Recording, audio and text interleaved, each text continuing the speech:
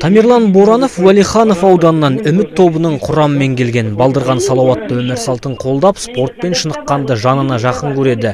Балалар құқығын қорғау күніне орай ол облыс орталығындағы спорт мектебінде болып, қаланың көрікті жерлерін аралауға мүмкіндік алды. Мен еркін күреспен айналып жүрмін.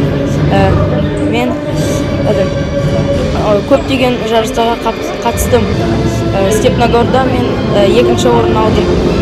Жалпы облыс бойынша балаларды қорғау күні аясында спорттық іс-шараға 60-тан артық бала қатысты. Мереке Олимпиада үміткерлері акциясы атауымен өтті.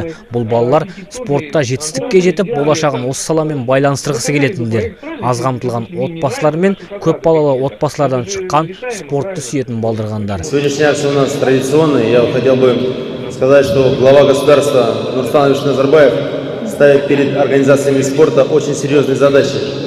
До 30% казахстанцев должны заниматься и быть вовлечены в занятия физической культурой и спортом, систематические занятия до 2020 года.